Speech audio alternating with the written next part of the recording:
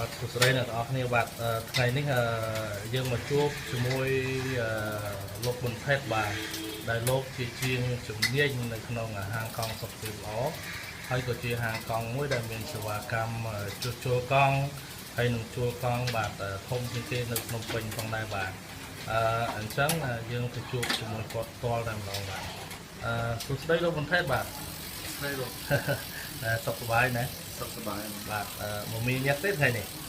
ថ្ងៃនេះមិនមានញឹកដែរតែបងបងតែធ្វើកង់ជាវបាទ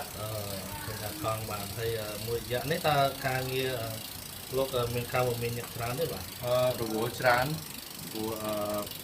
ឥឡូវជាជនខ្មែរយើងហើយទាំងបរទេសនៅស្រុកខ្មែរគាត់ងាកមើលការជិះកង់វិញព្រោះសន្ទុះនៃការជិះកង់ឥឡូវ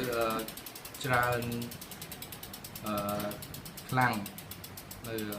ភ្នំពេញហ្នឹងមានផ្សេងរាល់ថ្ងៃនេះគឺថាមានបងប្អូនយើងខ្មែរនៅបរទេសយកកង់មកជួសជុលច្រើន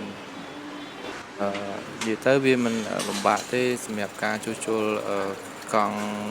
នៅទីនេះដោយសារពួកយើងមានបទពិសោធន៍យូរឆ្នាំហើយនៅលើបញ្ហាជួសជុលកង់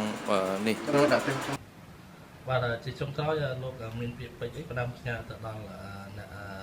ស្នេហាវិស័យខាងកីឡាជិះកង់នេះដែរបាទសូមអញ្ជើញបាទជាចុងក្រោយនេះចង់ផ្ដាំផ្ញើទៅអ្នកដែលចូលចិត្តជិះកង់ហើយចូលចិត្តកីឡា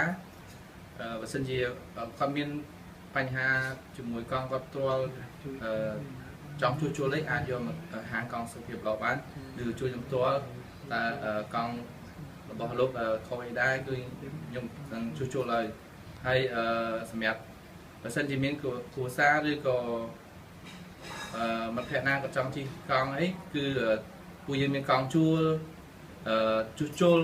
និងលក់គ្រប់ប្រភេទថ្មីនិងមិនតាត់មានទាំងអស់បាទសូមអរគុណ